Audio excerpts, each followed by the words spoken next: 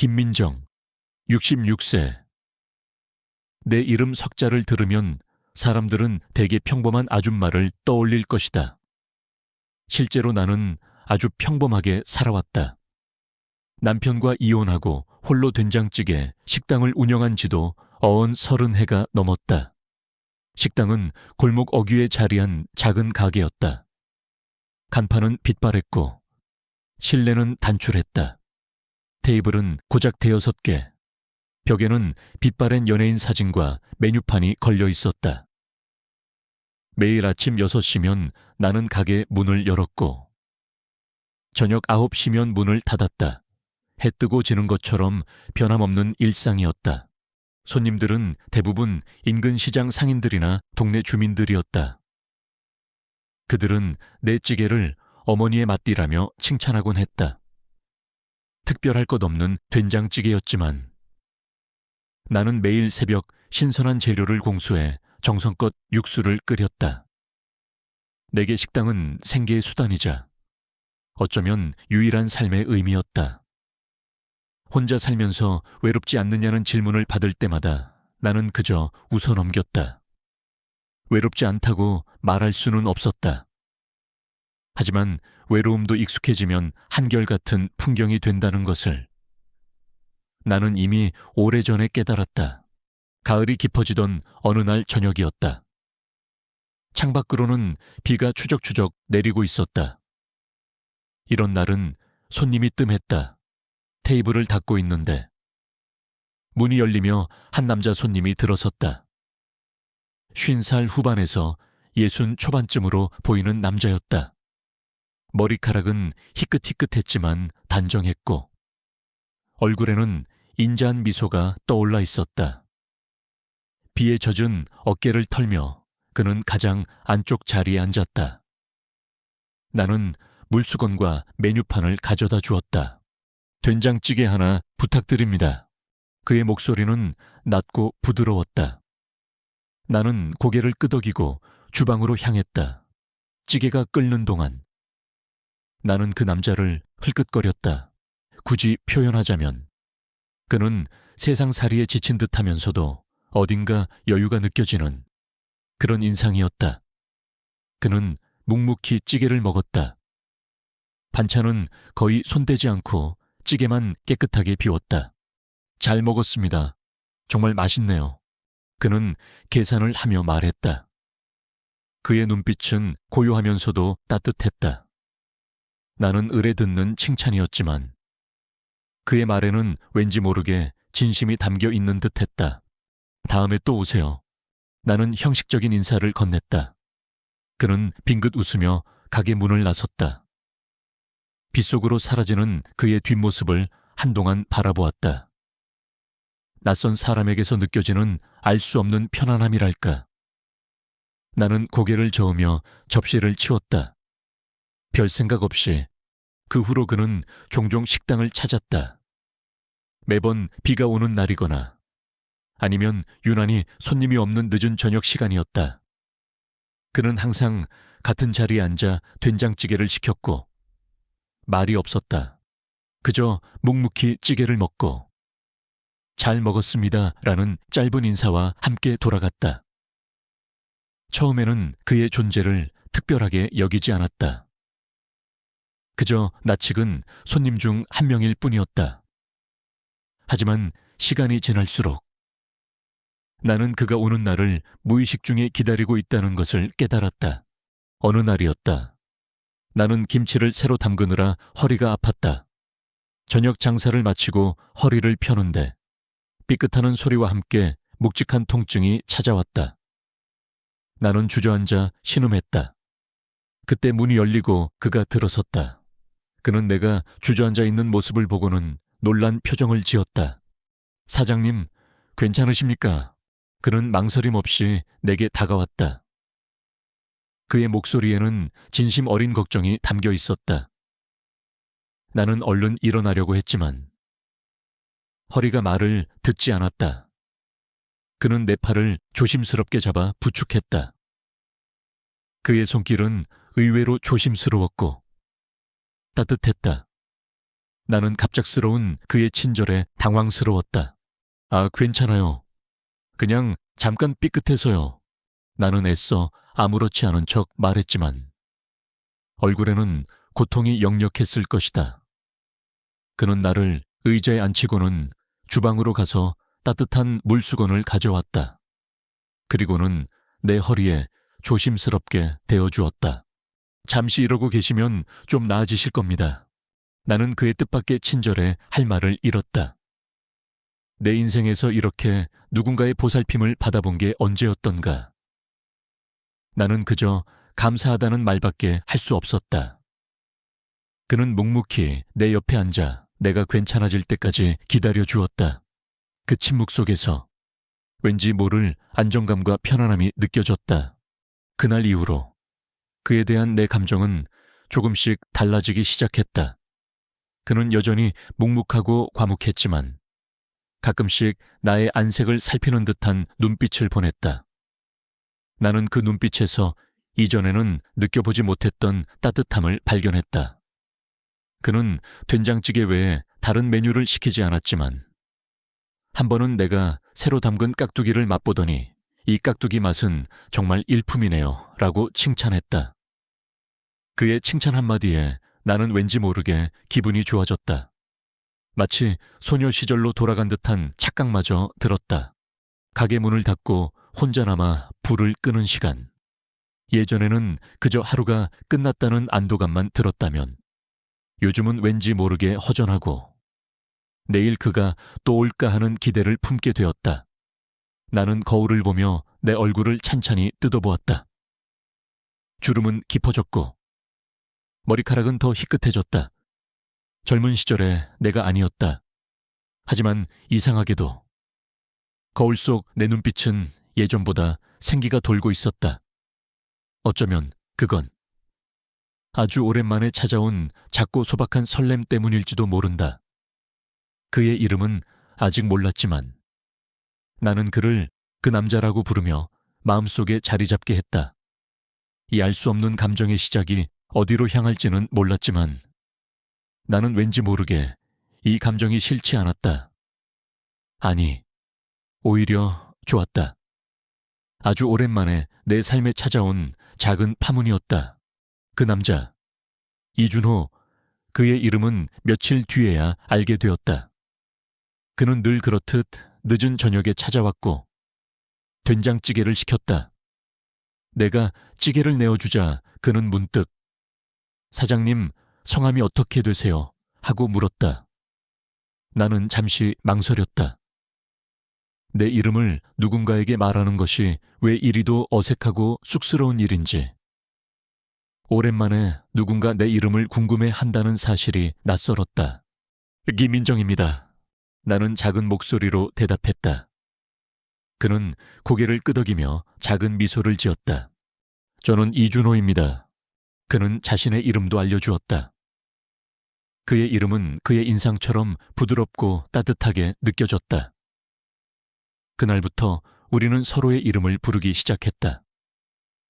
민정 씨, 준호 씨, 어색했지만 그 어색함 속에는 잊고 지냈던 설렘이 깃들어 있었다.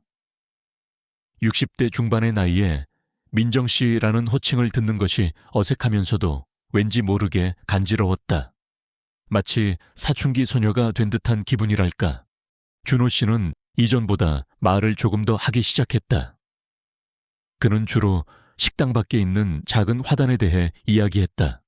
저기 봉선화는 언제 심으신 거예요? 꽃이 참 예쁘네요. 아, 그게요. 재작년 봄에 심었는데 씨앗이 떨어져서 매년 저렇게 피어나네요. 대화는 늘 소박하고 일상적인 것들이었다. 날씨 이야기, 제철 음식 이야기, 혹은 어쩌다 뉴스에서 본 시시콜콜한 이야기들. 하지만 나는 그의 말 한마디 한마디에 귀 기울였다. 그는 내 이야기를 잘 들어주었다. 내가 식당 운영에 소소한 어려움을 털어놓으면 그는 묵묵히 고개를 끄덕이거나 때로는 짧지만 진심 어린 위로의 말을 건넸다. 식당 운영이 쉽지 않으시겠어요. 민정 씨는 참 대단하십니다. 그의 말에 나는 왠지 모르게 힘이 났다. 혼자서 모든 것을 감당해야 했던 지난 세월 동안 이런 따뜻한 격려의 말을 들은 적이 있었던가. 나는 그의 앞에서 한결 편안해지는 나 자신을 발견했다. 그의 존재는 내게 예상치 못한 작은 위로가 되었다. 어느 날 준호 씨가 나에게 물었다. 민정 씨는 된장찌개 외에 다른 요리도 잘 만드세요. 글쎄요, 특별히 잘 만드는 건 없지만 어릴 때부터 손맛 좋다는 이야기는 좀 들었어요. 그럼 혹시 다음에 제가 좋아하는 메뉴 하나만 해주실 수 있으세요? 그의 말에 나는 잠시 당황했다. 손님에게 특별 주문을 받는 것은 흔치 않은 일이었다. 그것도 좋아하는 메뉴라니. 왠지 모르게 사적인 부탁처럼 느껴져 얼굴이 살짝 붉어졌다. 어떤 요리인데요? 나는 애써 침착하게 물었다. 고등어 조림이요. 어머니가 해주시는 맛이 그리워서요. 그의 눈빛에서 쓸쓸함이 스쳐 지나가는 것을 보았다. 나는 그 쓸쓸함에 마음이 움직였다. 혼자 살면서 가족의 온기가 그리울 그의 마음을 어렴풋이 짐작할 수 있었다. 네, 그럼요. 다음에 오실 때 미리 연락 주세요. 제가 준비해 놓을게요. 나는 흔쾌히 대답했다. 약속을 하고 나니 왠지 모르게 들떴다. 마치 소풍을 앞둔 아이처럼 나는 집에 돌아와 오래된 요리책을 뒤적였다. 어머니께 배운 고등어 조림 레시피를 다시 한번 확인하고 양념 비율을 꼼꼼히 따져보았다. 다음 날 시장에 가서 싱싱한 고등어를 고르고 무와 양파를 샀다. 평소보다 더 신중하게 재료를 다듬었다. 그가 고등어 조림을 먹던 날이었다. 그는 한 입 먹자마자 눈을 크게 떴다. 아, 이 맛이에요. 정말 어머니가 해주시던 맛이랑 똑같아요. 민정 씨, 정말 최고입니다. 그의 얼굴에 번지는 행복한 미소를 보며 내 마음도 덩달아 따뜻해졌다. 누군가를 위해 음식을 만들고 그 음식을 맛있게 먹는 모습을 보는 것이 이렇게 행복한 일이었던가. 나는 그 순간 잊고 지냈던 삶의 작은 기쁨들을 다시금 떠올렸다. 내 삶은 식당과 집을 오가는 단조로운 반복이었다. 하지만 준호 씨의 등장으로 그 단조로움 속에 작은 물결이 일기 시작했다. 나는 가끔씩 그에게서 어딘가 모를 쓸쓸함을 느꼈다. 그는 늘 온화하게 웃었지만 그의 눈빛 속에는 깊이를 알 수 없는 외로움이 깃들어 있는 듯했다. 그는 자신의 과거에 대해 거의 이야기하지 않았다. 가족에 대한 이야기도 극히 드물었다. 나는 그의 과거가 궁금했지만 차마 물어볼 용기가 나지 않았다. 혹시라도 내 질문이 그의 마음에 불편함을 주거나 이 소박한 관계를 깨뜨릴까봐 두려웠다. 하지만 나는 그의 존재를 통해 나 자신의 외로움과 마주하게 되었다. 나는 이혼 후 아이들도 각자의 삶을 찾아 떠나고 완벽한 홀로가 되었다. 가끔씩 찾아오는 친구들과 수다를 떨기도 했지만 그건 잠시의 위로일 뿐이었다. 밤이 되면 찾아오는 고요함. 그 속에서 나는 깊은 외로움을 느끼곤 했다. 하지만 준호 씨가 식당에 앉아 묵묵히 찌개를 먹는 모습을 보고 있노라면 그 외로움이 희미해지는 것을 느꼈다. 그의 존재만으로도 왠지 모르게 마음이 든든해졌다. 한 번은 준호 씨가 계산을 하고 나서는 길에 가게 문턱에 걸려 넘어질 뻔했다. 나는 나도 모르게 손을 뻗어 그의 팔을 잡았다. 그의 팔은 생각보다 단단했고 따뜻했다. 그의 눈과 내 눈이 마주쳤다. 순간 어색한 침묵이 흘렀다. 나는 얼른 손을 떼고 죄송하다고 말했지만 그의 얼굴에는 옅은 미소가 번져 있었다. 그 미소 속에는 쑥스러움과 함께 묘한 친밀감이 섞여 있는 듯했다. 나는 그날 밤 잠을 설쳤다. 그의 단단하고 따뜻했던 팔의 감촉이 자꾸만 떠올랐다. 이 나이에 이런 감정을 느끼는 것이 맞나 싶으면서도 한편으로는 잊고 지냈던 여성으로서의 감각이 되살아나는 것 같아 묘한 기분이었다. 나는 거울을 다시 보았다. 여튼 화장을 하고 머리도 좀 더 단정하게 빗어보았다. 문득 준호 씨가 나를 어떻게 생각할까 궁금해졌다. 나처럼 늙고 평범한 아줌마를 그가 과연 어떤 눈으로 바라보고 있을까? 그런 생각들이 머릿속을 맴돌았다. 다음 날 아침, 나는 평소보다 일찍 식당 문을 열었다. 왠지 모르게 오늘은 그가 일찍 올 것만 같은 기분이 들었다. 그날 저녁, 하늘은 금방이라도 무너질 듯 먹구름을 잔뜩 머금고 있었다. 이내 굵은 빗방울이 후드득 떨어지기 시작했고 곧 엄청난 장대비로 변했다. 나는 서둘러 식당 문을 걸어 잠그고 손님을 받지 않을 생각이었다. 이런 날은 사람이 거의 없었고 나 역시 빗소리를 들으며 조용히 쉬고 싶었다. 그런데 그때 식당 문이 두드려졌다. 문을 열어보니 준호 씨가 서 있었다. 그는 우산도 없이 비를 흠뻑 맞고 있었다. 그의 머리카락과 옷은 물에 젖어 축 처져 있었다. 나는 놀라서 그를 안으로 들였다. 준호 SCB를 이렇게 맞고 오시면 어떡해요? 나는 걱정스러운 목소리로 말했다. 그는 멋쩍게 웃으며 말했다. 급하게 오느라 우산을 못 챙겼네요. 민정씨 된장찌개가 너무 생각나서요. 그의 말에 내 마음 한구석이 찡했다. 이런 비 오는 날, 굳이 찾아올 만큼 내 찌개가 그에게 위로가 된다는 것이 감사했다. 나는 따뜻한 수건을 가져다 주며 몸을 닦으라고 권했다. 그는 조심스럽게 수건을 받아들고 물기를 닦았다. 오늘은 저 혼자뿐이니 편하게 계세요. 나는 주방으로 가서 그의 된장찌개를 끓이기 시작했다. 빗소리가 식당 안을 가득 채웠다. 찌개가 끓는 소리와 빗소리가 어우러져 왠지 모르게 아늑한 분위기를 자아냈다. 나는 따뜻한 찌개와 함께 그의 앞에 앉았다. 그는 허겁지겁 찌개를 먹었다. 그의 얼굴에는 피곤함이 역력했지만 찌개를 먹는 모습은 왠지 모르게 편안해 보였다. 찌개를 다 먹은 후 그는 테이블에 팔꿈치를 꿰고 앉아 창밖을 바라보았다. 빗줄기는 여전히 거셌다. 나는 그에게 따뜻한 차를 내어주었다. 이런 날씨에 돌아다니시는 거 위험해요. 그냥 여기서 비 좀 그칠 때까지 기다렸다 가세요. 내 말에 그는 고개를 끄덕였다.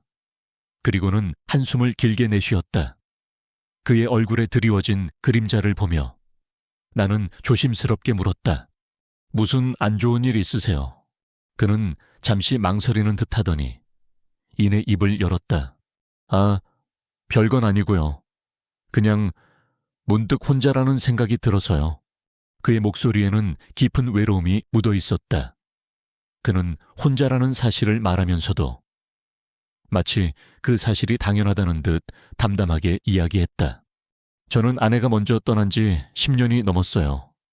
아이들은 다 제 앞가림하면서 잘 살고 있고요. 혼자 사는 게 익숙해졌다고 생각했는데 가끔씩 이렇게 비라도 오는 날이면 왠지 모르게 마음이 허전하고 그렇네요. 그의 고백은 내 마음을 흔들었다. 나 역시 이혼 후 홀로 살아왔으니 그의 외로움을 누구보다 잘 이해할 수 있었다. 우리는 말없이 서로의 눈을 바라보았다. 그 눈빛 속에는 말로 다 할 수 없는 동병상련, 통빙 샹렌의 감정이 흐르고 있었다. 저도 비슷한 마음이에요. 이혼하고 혼자 된 지도 오래됐어요. 가끔은 제가 잘 살고 있는 건지, 이렇게 살아도 괜찮은 건지, 그런 생각이 들기도 해요. 나는 내 속마음을 솔직하게 털어놓았다. 그의 앞에서라면 왠지 모르게 솔직해질 수 있을 것 같았다. 우리는 서로의 이야기를 들으며 고개를 끄덕였다. 비 오는 소리만이 우리 둘 사이를 감쌌다. 시간이 얼마나 흘렀을까? 빗줄기는 여전히 굵었지만 분위기는 이전보다 훨씬 부드러워져 있었다. 정적 속에 편안함이 자리했다. 준호 씨가 조심스럽게 내 손을 잡았다. 그의 손은 따뜻했고 부드러웠다. 나는 깜짝 놀라 손을 빼려 했지만 그의 손은 내 손을 놓아주지 않았다. 그의 눈빛은 흔들림 없이 나를 바라보고 있었다. 그 눈빛 속에는 간절함과 함께 왠지 모를 용기가 담겨 있는 듯했다. 민정 씨, 오늘 밤 저와 함께 있어 주실 수 있나요? 그의 목소리는 낮고 떨렸다. 나는 그의 갑작스러운 제안에 온몸이 얼어붙는 듯했다. 60대 중반의 나이에 이런 제안을 받으리라고는 상상조차 해본 적이 없었다. 내 마음속에서는 수많은 생각들이 뒤엉켰다. 이 나이에 무슨 사람들이 뭐라고 할까? 나는 과연 괜찮을까? 하지만 동시에 내 안의 깊은 곳에서는 억눌렸던 어떤 갈망이 스멀스멀 피어오르는 것을 느꼈다. 외로움, 따뜻한 온기, 그리고 누군가에게 기대고 싶은 본능적인 욕구. 나는 그의 눈을 피하지 않았다. 그의 눈빛 속에서 나는 나 자신의 모습을 보았다. 외롭고 지쳐 있었지만 여전히 따뜻한 온기를 갈망하는 한 여인의 모습. 나는 주저하다가 아주 작게 고개를 끄덕였다. 내 입술에서는 어떤 말도 나오지 않았다. 하지만 내 마음은 이미 결정을 내린 듯했다. 그의 얼굴에 희미한 미소가 번졌다. 그는 내 손을 더욱 따뜻하게 감싸 안았다. 빗소리는 여전히 창밖을 때리고 있었지만 식당 안은 왠지 모르게 포근하고 아늑한 공간이 되었다. 그 밤 우리는 서로의 외로움을 보듬어주며 함께 밤을 지새웠다. 서툴고 어색했지만 그 속에는 진심 어린 위로와 따뜻함이 가득했다. 이른 아침 여명의 푸른빛이 창문을 통해 식당 안으로 스며들 때였다. 나는 낯선 침대에서 눈을 떴다. 머리맡에는 준호 씨가 곤히 잠들어 있었다. 그의 규칙적인 숨소리가 귓가에 들려왔다. 지난밤의 기억이 영화 필름처럼 스쳐 지나갔다. 어색하고 쑥스러웠지만 동시에 왠지 모르게 따뜻하고 편안했던 밤이었다. 나는 그의 곁에 누워 가만히 천장을 바라보았다. 이 나이에 이런 감정을 느끼는 것이 옳을까 하는 생각과 함께 잊고 지냈던 여성으로서의 감각이 되살아나는 것에 대한 묘한 기분이 뒤섞였다. 얼굴이 화끈거렸다. 준호 씨가 뒤척이는 소리에 나는 황급히 눈을 감았다. 그가 깨어날까봐 두려웠다. 잠시 후 그의 따뜻한 숨결이 내 뺨에 닿았다. 나는 눈을 뜨지 못하고 가만히 있었다. 그가 내 얼굴을 가만히 내려다보고 있는 것 같았다. 심장이 쿵쾅거렸다. 이내 그가 조심스럽게 내 임에 입을 맞췄다. 아주 가볍고 조심스러운 입맞춤이었다. 그 입맞춤에 나는 왠지 모르게 눈물이 핑 돌 것 같았다. 얼마나 오랫동안 누군가에게 이런 따뜻한 애정을 받아보지 못했던가. 민정 씨, 잘 주무셨어요. 그의 목소리가 귓가에 속삭이듯 들려왔다. 나는 천천히 눈을 떴다. 그의 눈빛은 어제보다 훨씬 부드럽고 따뜻했다. 나는 고개를 끄덕이며 작은 미소를 지었다. 내게 준호 씨도요. 그는 빙긋 웃으며 내 손을 잡았다. 그의 손은 따뜻했고 어제의 어색함은 사라지고 편안함이 그 자리를 채웠다. 우리는 말없이 서로의 손을 잡고 잠시 동안 침묵 속에 있었다. 그 순간의 정적이 그 어떤 말보다 많은 것을 이야기해주는 듯했다. 나는 이불을 박차고 일어나 주방으로 향했다. 아침 식사를 준비해야 했다. 무엇을 만들까 고민하다가 문득 그가 전에 맛있다고 했던 깍두기가 떠올랐다. 나는 냉장고에서 깍두기를 꺼내고 밥을 안치기 시작했다. 된장찌개 식당을 운영하지만 집에서는 간단하게 먹는 편이었다. 하지만 오늘은 달랐다. 왠지 모르게 잘 차려주고 싶었다. 준호 씨도 이내 일어나 주방으로 나왔다. 그는 어색하게 부엌을 서성거렸다. 제가 뭘 도와드릴까요? 그의 말에 나는 피식 웃었다. 남자 혼자 사는 집 주방이 익숙했을 텐데. 내 주방에서는 왠지 모르게 어색해하는 그의 모습이 귀여웠다. 아니에요. 괜찮아요. 잠시 앉아서 기다리세요. 나는 그에게 따뜻한 차 한 잔을 건넸다. 그는 테이블에 앉아 차를 마시며 나를 지켜보았다. 그의 시선이 느껴졌지만 나는 더 이상 어색하지 않았다. 오히려 왠지 모르게 안정감이 느껴졌다. 아침 식탁에는 갓 지은 밥과 깍두기, 그리고 계란말이와 김이 올라왔다. 소박하지만 정성껏 차린 밥상이었다. 준호 씨는 맛있다며 연신 칭찬하며 밥을 먹었다. 민정 씨는 정말 손맛이 좋으세요. 이렇게 간단한 반찬도 어쩜 이렇게 맛있을까요? 그의 칭찬에 나는 쑥스러워하면서도 기분이 좋았다.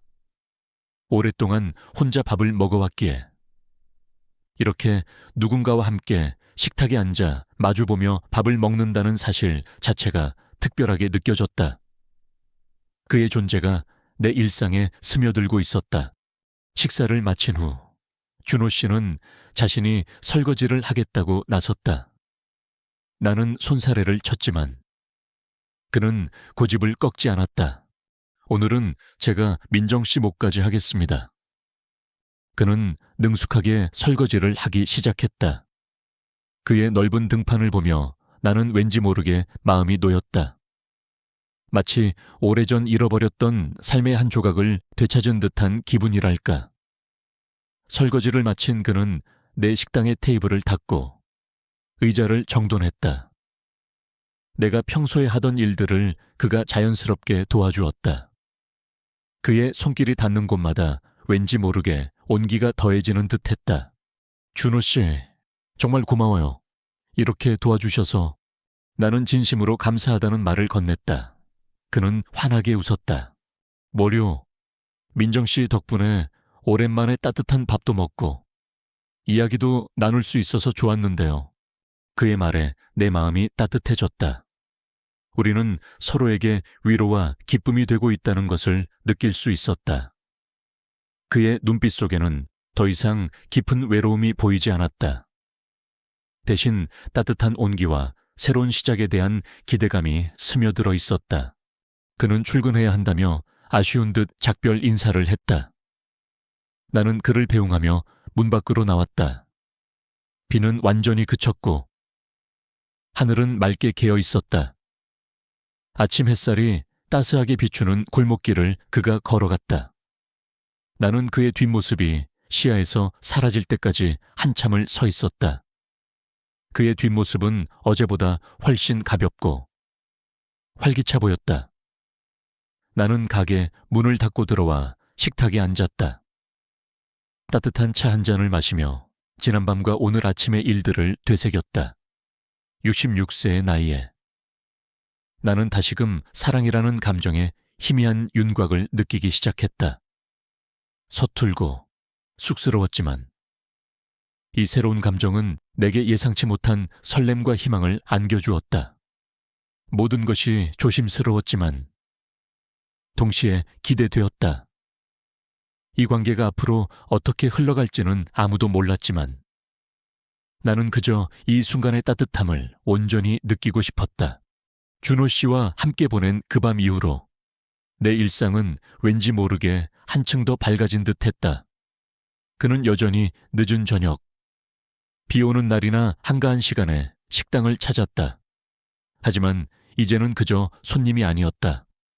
우리는 좀 더 깊은 이야기를 나누었고 그의 눈빛은 언제나 따뜻하고 다정했다. 나는 그를 만나는 날이면 평소보다 더 신경 써서 머리를 매만지고 옷차림도 단정하게 했다. 거울을 보며 옅게 웃음 짓는 나를 발견할 때면 이 나이의 주책이다 싶으면서도 왠지 모르게 설레는 마음을 감출 수 없었다. 어느 날 나는 시장에 가서 신선한 생선을 고르고 있었다. 식당에서 쓸 재료를 고르다가 문득 준호 씨가 좋아했던 고등어 조림이 생각났다. 그가 불쑥 찾아올지도 모른다는 생각에 싱싱한 고등어 2마리를 더 샀다. 시장 골목을 걷고 있는데 저 멀리 익숙한 뒷모습이 눈에 들어왔다. 준호 씨였다. 나는 반가운 마음에 준호 씨 하고 부르려던 찰나 그의 옆에 서 있는 한 여자를 보았다. 그녀는 30살쯤 되어 보이는 젊은 여자였다. 세련된 옷차림에 단발머리를 하고 있었다. 준호 씨와 그녀는 마주보고 서서 이야기를 나누고 있었다. 준호 씨는 그녀에게 무언가 설명하는 듯 진지한 표정이었고 그녀는 고개를 끄덕이며 그의 말을 듣고 있었다. 나는 발걸음을 멈추고 멀리서 그들을 지켜보았다. 왠지 모르게 다가갈 수 없었다. 내 마음속에 알 수 없는 불안감이 스멀스멀 피어났다. 그녀의 표정은 준호 씨에게서 흔히 보던 따뜻함과는 거리가 있었다. 오히려 뭔가 딱딱하고 사무적인 듯 보였다. 딸인가 그렇다고 하기엔 분위기가 너무나도 형식적이었다. 혹시 그의 친척이나 아는 사람일까 온갖 추측이 머릿속을 스쳐 지나갔다. 나는 자신도 모르게 숨을 죽였다. 2사람은 한참 동안 이야기를 나누더니 여자가 준호 씨에게 서류 봉투 같은 것을 건네주었다. 준호 씨는 봉투를 받아들고 고개를 끄덕였다. 그리고는 여자가 가볍게 고개를 숙여 인사하자 준호 씨는 손을 들어 작게 흔들어 주었다. 여자는 이내 돌아서서 다른 길로 사라졌다. 나는 그제야 굳었던 몸을 움직여 그곳을 벗어났다. 내 발걸음은 왠지 모르게 무거웠다. 시장을 빠져나오는 내내 그 젊은 여자의 모습이 머릿속을 떠나지 않았다. 누구일까? 왜 준호 씨와 그런 모습으로 이야기를 나누고 있었을까? 어쩌면 내가 너무 앞서 나간 것일지도 모른다는 생각이 들었다. 그는 그저 식당에 밥을 먹으러 오는 손님일 뿐인데 나는 그에게 너무 많은 의미를 부여하고 있는 것은 아닐까? 이 나이에 이런 감정에 빠지는 것이 주책 없다는 생각과 함께 알 수 없는 불안감이 마음 한편을 짓눌렀다. 그날 저녁 준호 씨는 식당에 오지 않았다. 평소처럼 늦은 시각까지 기다렸지만 그는 나타나지 않았다. 나는 왠지 모르게 실망스러웠다. 어쩌면 낮에 그 여자를 만났기 때문일까? 혹은 내가 너무 과민 반응하는 것일까? 복잡한 생각들이 꼬리에 꼬리를 물었다. 잠자리에 들었지만 쉽사리 잠이 오지 않았다. 다음 날에도 그리고 그 다음 날에도 준호 씨는 오지 않았다. 내 마음속의 불안감은 점점 더 커져갔다. 어쩌면 그가 나를 싫어하게 된 건 아닐까? 아니면 내가 그에게 부담을 준 건 아닐까? 식당 문을 열고 닫는 매 순간마다 나는 그의 뒷모습이 골목 어귀에 나타날까 싶어 창밖을 내다보았다. 하지만 나의 기대는 번번이 실망으로 돌아왔다. 그의 부재는 내 일상의 활력을 앗아갔다. 식당 음식 맛도 왠지 모르게 예전 같지 않은 기분이었다. 며칠이 지났을까? 나는 지치고 풀이 죽어 있었다. 식당은 다시 예전처럼 조용하고 왠지 모르게 쓸쓸했다. 나는 다시 혼자가 된 기분이었다. 애써 아무렇지 않은 척하려 했지만 마음속의 허전함은 감출 수 없었다. 그러다 문득 준호 씨와 나눴던 이야기들이 떠올랐다. 그는 왜 자신의 과거에 대해 거의 이야기하지 않았을까? 그는 어떤 삶을 살아온 사람일까? 내가 아는 준호 씨는 그저 된장찌개를 좋아하는 평범한 신사일 뿐이었다. 하지만 어쩌면 내가 모르는 다른 모습이 있을지도 모른다는 생각이 들었다. 그와 함께 보낸 따뜻했던 밤이 한낮 꿈처럼 느껴졌다. 나는 그의 진짜 모습이 궁금해지기 시작했다. 그리고 그 궁금증 속에는 작은 두려움과 함께 어딘가 모르게 간절한 마음이 섞여 있었다. 내가 너무 섣불리 그에게 마음을 열었던 걸까? 모든 것이 혼란스러웠다. 며칠 밤낮으로 준호 씨에 대한 생각에 잠 못 이루고 있을 때였다. 나는 그를 다시 만나게 될 줄은 상상도 못했다. 식당 문을 닫으려고 막 불을 끄고 있는데 삐걱거리는 소리와 함께 문이 열렸다. 준호 씨였다. 그는 어색한 미소를 지으며 문께 서 있었다. 나는 그를 보자마자 반가움보다 알 수 없는 당황스러움과 함께 서운함이 앞섰다. 그를 기다리느라 잠 못 이루고 보냈던 시간들이 주마등처럼 스쳐 지나갔다. 민정 씨, 오랜만입니다. 그의 목소리는 여전히 부드러웠지만 내 귀에는 왠지 모르게 변명처럼 들렸다. 나는 아무 말 없이 그를 식당 안으로 들였다. 그는 늘 앉던 자리에 앉았고 나는 그에게 묵묵히 물 한 잔을 가져다 주었다. 끓이던 된장찌개도 마저 끓여야 할 것 같았다. 그의 입에서 먼저 이야기가 나오기를 기다렸다. 제가 며칠 동안 좀 바빠서 찾아뵙지 못했습니다. 죄송합니다. 그는 머뭇거리며 말했다. 나는 그의 변명을 믿어야 할지 말아야 할지 혼란스러웠다. 시장에서 보았던 그 젊은 여자의 모습이 자꾸만 떠올랐다. 나는 용기를 내어 그의 눈을 똑바로 바라보았다. 준호혜 씨, 지난번에 시장에서 뵙던데요. 어떤 분이시던가요? 내 질문에 그의 얼굴에서 미소가 사라졌다. 그는 잠시 당황한 듯 하더니 이내 씁쓸한 표정을 지었다. 아, 그분은 제 회사 비서입니다. 회사 비서, 나는 그의 말에 놀랐다. 회사 비서라니. 그는 어떤 회사에 다니는 사람일까? 평범한 회사원이라고 하기에는 그가 풍기는 분위기가 남달랐다. 나는 그의 말을 듣고 나니 낮에 보았던 그 여자의 딱딱하고 사무적인 태도가 이해가 갔다. 하지만 동시에 알 수 없는 불안감과 배신감이 밀려왔다. 그는 왜 자신에 대해 아무것도 이야기하지 않았을까? 회사라뇨? 준호 씨는 어떤 일을 하시는데요? 내 목소리는 나도 모르게 차갑게 변해 있었다. 그는 한숨을 쉬며 테이블 위에 물잔을 만지작거렸다. 민정 씨에게 솔직하게 말씀드리지 못한 점 정말 죄송합니다. 제가 사실은 J그룹의 대표이사를 맡고 있습니다. J그룹. 나는 그의 말에 귀를 의심했다. J그룹이라면 대한민국에서 모르는 사람이 없는 거대 기업 아닌가. 뉴스와 신문에서 수도 없이 보았던 그 이름이었다. 순간 내 머릿속은 혼란으로 가득 찼다. 내가 알던 준호 씨는 평범한 이웃집 아저씨 같았고 된장찌개를 좋아하는 소탈한 손님이었다. 그런데 그가 J그룹의 대표이사라니 이건 마치 꿈속의 이야기 같았다. 현실과 너무나도 동떨어진 그의 진짜 모습에 나는 할 말을 잃었다. 내 대표이사라고요? 나는 믿기지 않는다는 듯 되물었다. 그는 고개를 끄덕이며 나를 똑바로 바라보았다. 그의 눈빛은 진심으로 미안해 하는 듯 보였다. 네, 그렇습니다. 제가 신분을 숨긴 이유는 민정 씨에게는 평범한 이준호로 다가가고 싶었습니다. 제게는 돈이나 지위가 아닌 사람 대 사람으로 진심을 나눌 수 있는 관계가 필요했습니다. 식당에 올 때마다 저는 제가 아닌 다른 사람으로 살 수 있었어요. 민정 씨의 된장찌개는 제게 큰 위로였고 민정 씨의 따뜻함은 제게 정말 큰 힘이 되었습니다.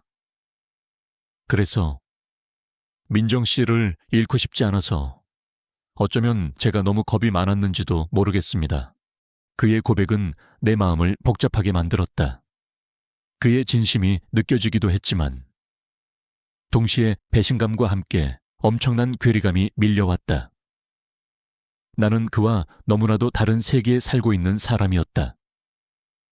나는 작은 된장찌개 식당을 운영하는 평범한 아줌마이고 그는 거대 기업을 이끄는 대표이사. 우리 사이에 놓인 보이지 않는 벽이 너무나도 높게 느껴졌다.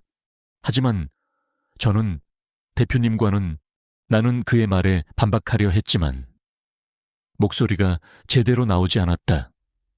그의 말이 일리가 있다는 것을 인정하면서도 내 마음속의 혼란은 가라앉지 않았다.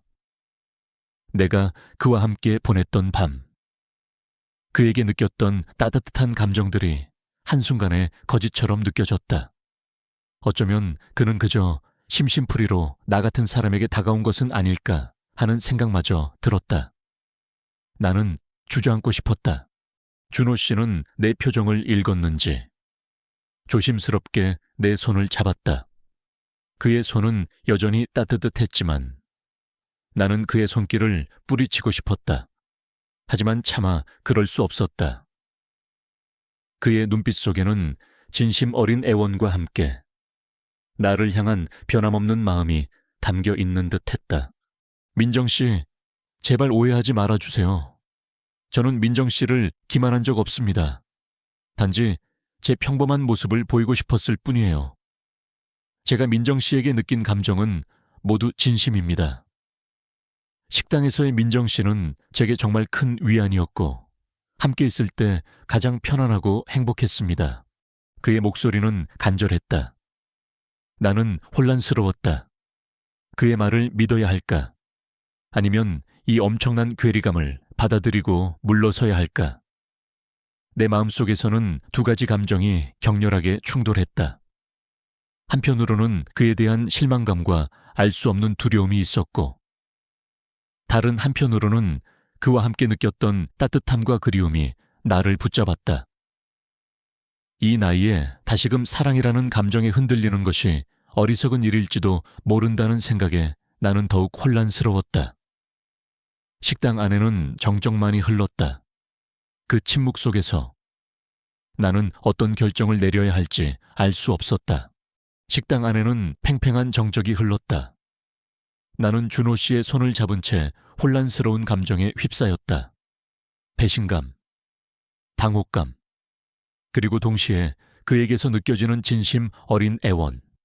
내 눈은 그의 눈을 피하지 못했다.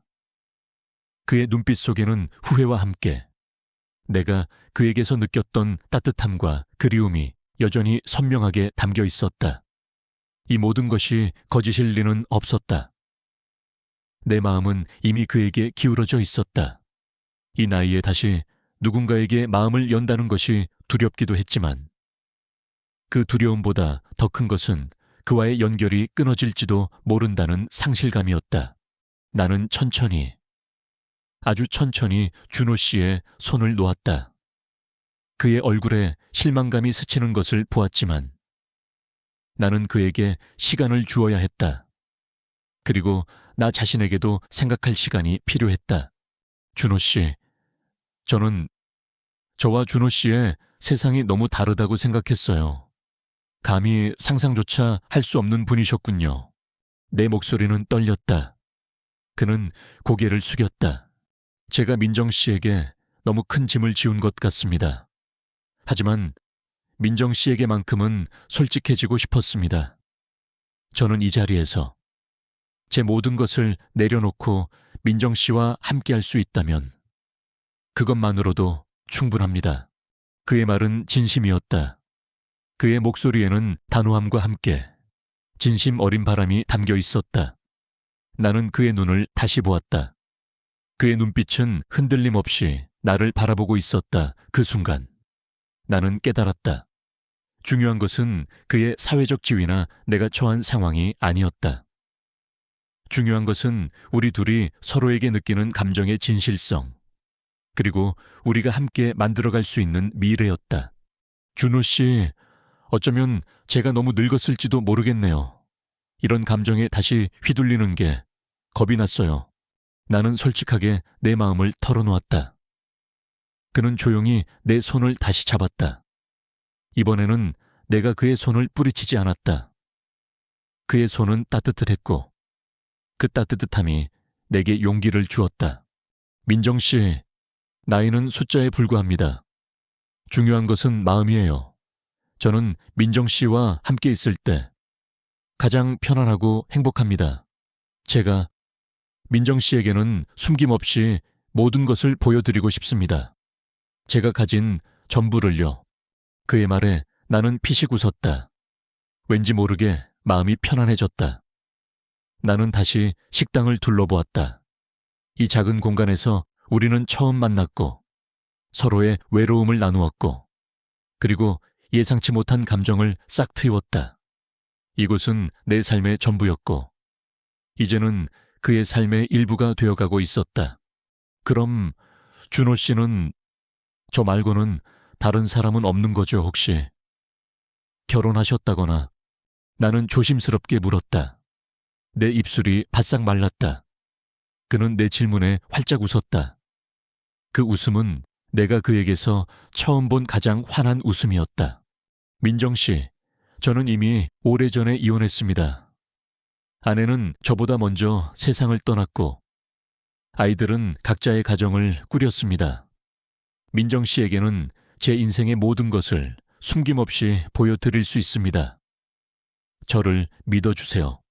그의 솔직한 고백에 내 마음속 마지막 불안감마저 사라졌다. 나는 고개를 끄덕였다. 그의 말이 진심임을 느낄 수 있었다. 우리는 말없이 서로를 마주보았다. 그 순간. 우리는 60대 중반의 노인이 아닌 이제 막 사랑을 시작하는 풋풋한 남녀가 된 듯한 기분이었다. 어색함과 함께 벅차오르는 설렘이 뒤섞였다. 그날 이후로 준호 씨는 이전보다 더 자주 식당을 찾았다. 그는 더 이상 자신의 신분을 숨기지 않았다. 가끔은 회사 일 때문에 잠시 식당에서 서류를 보기도 했지만 그는 여전히 내 된장찌개를 가장 좋아했고 내게는 언제나 준호 씨였다. 그는 식당의 작은 일들을 돕기도 하고 내가 힘들 때는 말없이 옆에 있어주기도 했다. 그의 존재는 내 삶에 깊숙이 스며들었다. 어느 날 그는 내게 작은 선물을 건넸다. 화려한 보석이나 값비싼 물건이 아니었다. 따뜻하고 부드러운 목도리였다. 그는 겨울이 되면 내가 추위에 약하다는 것을 기억하고 있었던 것이다. 나는 그의 따뜻한 마음에 감동했다. 민정 씨, 따뜻하게 다니셔야 해요. 그의 말에 나는 목도리를 둘러보았다. 포근한 목도리는 내 목을 따뜻하게 감싸주었다. 그의 따뜻한 마음이 고스란히 전해지는 듯했다. 우리는 조용하고 소박하게 사랑을 키워나갔다. 젊은 연인들처럼 불꽃 튀는 열정은 아니었지만 우리의 사랑은 잔잔한 강물처럼 깊고 고요했다. 서로의 외로움을 보듬어주고 서로에게 의지하며 함께 늙어가는 삶의 동반자가 되었다. 때로는 어린아이처럼 사소한 일로 투닥거리기도 했지만 이내 서로의 어리숙함과 서투름을 이해하며 웃었다. 60대 중반의 사랑은 어색하고 쑥스러웠지만 동시에 가장 진실하고 순수했다. 어느덧 봄이 찾아왔다. 식당 앞 작은 화단에는 봉선화 대신 노란 개나리가 활짝 피었다.